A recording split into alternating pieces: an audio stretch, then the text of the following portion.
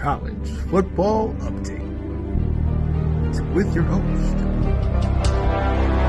Sean Spencer and Alex Loosemore.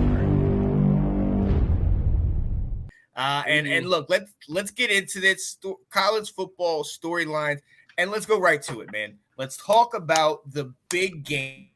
Ohio State, Michigan. You talked about the O's being taken out, the M's being taken out.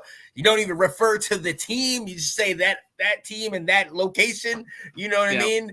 It is seriously something that, and unless you've been around that area in those two states, you don't know how truly embedded into everything that rivalry is, and I love it. But Alex, everything, all the spotlights are on you guys and Ohio State, especially amid all the issues and suspensions and things like that. Talk to me about what this game means for you guys going forward. Well, for both schools, honestly, this game means everything. And this means this version of the game means more than the past few years, in my opinion, because you look at it, if Michigan's able to beat Ohio State, the narrative all offseason is going to be, we didn't need signs to beat you. We beat you without our head coach, this, that, and like the other thing. And if Ohio State beats us, then the whole narrative is going to be, we needed the signs and we were cheating to get those wins, this and that. So there's going to be a lot of talk around the game. I know Big Noon Kickoff for Fox and College Game Day for ESPN are both at the Big House on Saturday. So you're right. All the lights are shining on the game. And then the way this playoff set up this year, one of these two teams is getting in. I don't think there's a way that both these two get in unless mass chaos hits over this week and next. So, and when you're at schools of this caliber or Georgia or Alabama, you're judged on what you do in the biggest games. So, and I also said earlier in the season, I think if Ohio State loses this game, and that was before all this other stuff came out, I think Ryan Day's on the hot seat if he loses this game, especially with everything added on.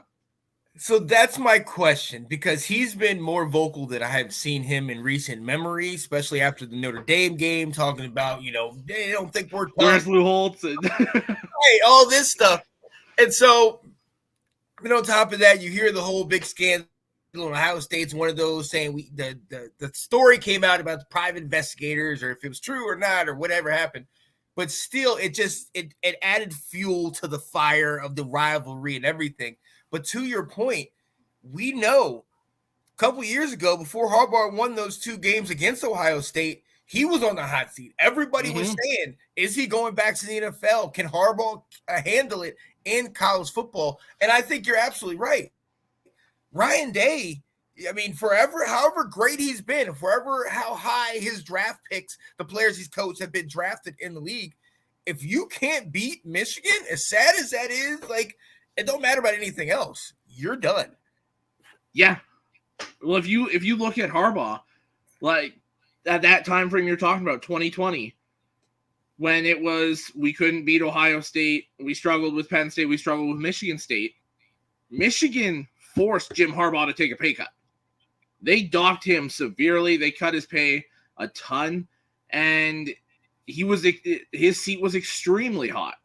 Yeah. And then now you're starting to see with Ryan Day, yes, he's beating Michigan State. Yes, he's beating Penn State, those other top schools in the conference. But now 2 years in a row, he struggled with Michigan, something Urban Meyer never did. No. So especially with Urban Meyer sitting in-house for that game, if they struggle this game again for the third year in a row, Ryan Day's seat is extremely hot going into the next season. Oh yeah. Now I don't think he'll get the full axe unless it's another blowout, But yeah, I definitely agree that, and this is for y'all, essentially the playoff starts now.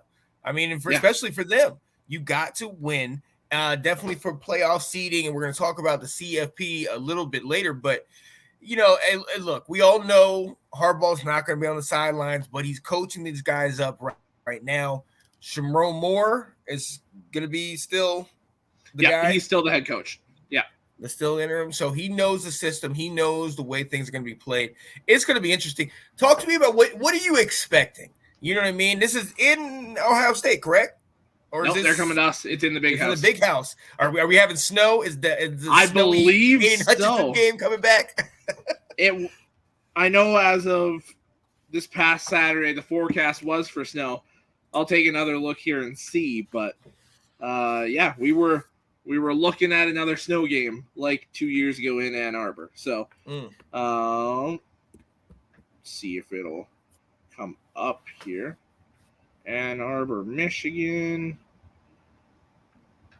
on Saturday.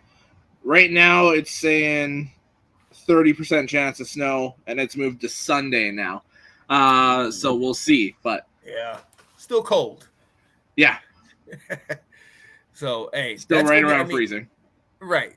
And if for Ryan Day, if you want to sit here and let people, think that you're a tough team, you come into a game like this where the passing game is not most likely the passing game is going to struggle. Always in the cold, you have a harder time. So it's going to have to be a heavy dose of Travion Henderson, a heavy dose of that run game.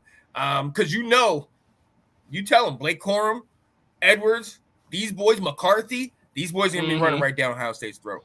So now one thing to look at is it was pretty clear last week McCarthy's banged up. He is not healthy. No. His ankle's messed up from the Penn State game. We'll see how healthy he is going into this game, but he was clearly in pain against Maryland. And I think the one thing that is going to keep the Buckeyes close in this game is Travion Henderson. He was not there last year, and I can't remember if he was there the year before. I think he was. Yeah. But when he's been on the field this year, he's been in and out of the lineup with injury, but when he's on the field, he is a difference maker. Yeah. So I think he's gonna have chances to get big runs. Whether or not they actually come, who knows?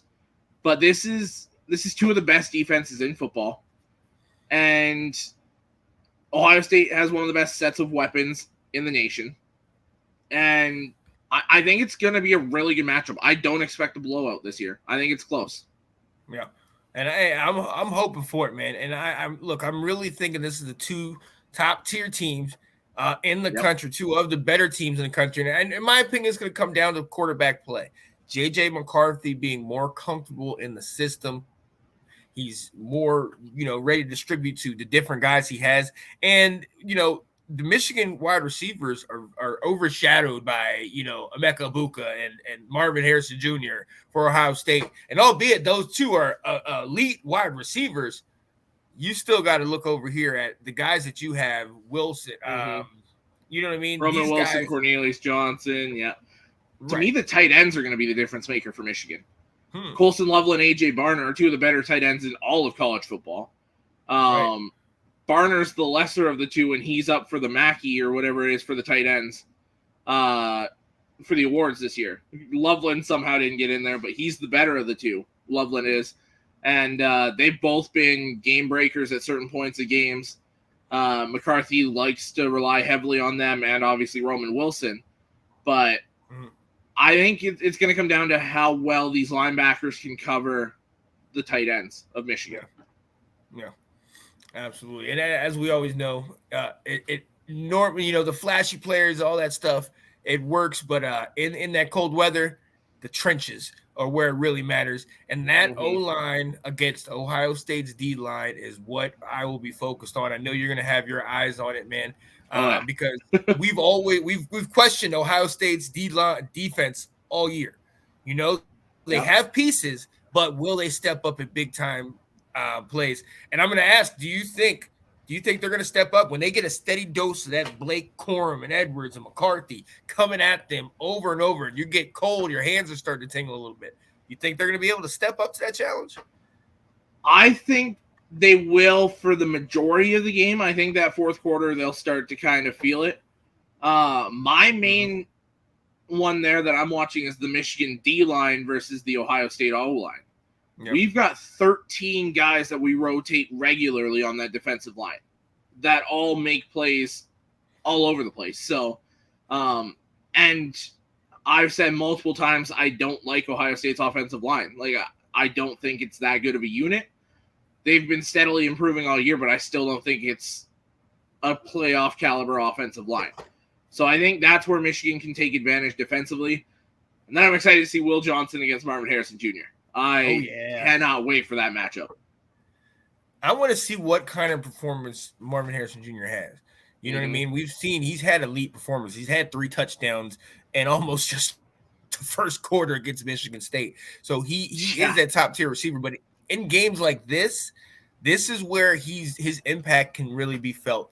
So I really want to see if he can come out there and show up.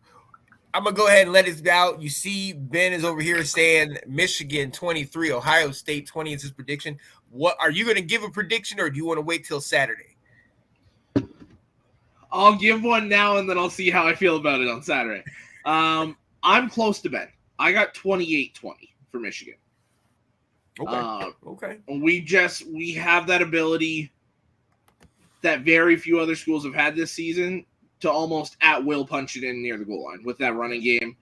I mean, Corum has 20 touchdowns on the year, or very close to it. Right. He's a touchdown machine. So I think it'll be a lot of long, methodical drives for Michigan. A lot of them will end in punts, and then you'll get a few that go into the end zone. I think 28-20. I like that. I got 27-21. I think Ohio State's going to get an opportunity late in the game to drive down, and I think Michigan's defense is going to hold. And they're going to get a crucial interception late in the game. So I think you guys got that thing 27-21. Yeah, I've got Ohio State trying to get that tying score at the end and falling short. That's where I'm at too. I think it comes down right to the very end. Oh yeah, I think, and one of the funny things is, I think your defense is the one that's getting slept on. Everybody knows about how elite your offense is, but your defense has been putting the clamps on a lot of teams this year. And I think because everything has been, so out in the news with Jim Harbaugh and the coaches getting fired and all that type of stuff, I think your defense is definitely flying under the radar. Yeah. Well, and you look at that Maryland game this past weekend. That was the first time we allowed points in the third quarter. Right.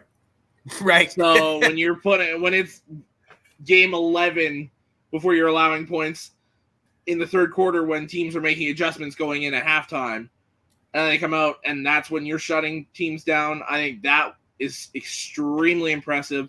And it shows to that versatility. Like I said, the 13 guys rotating in on the defensive line.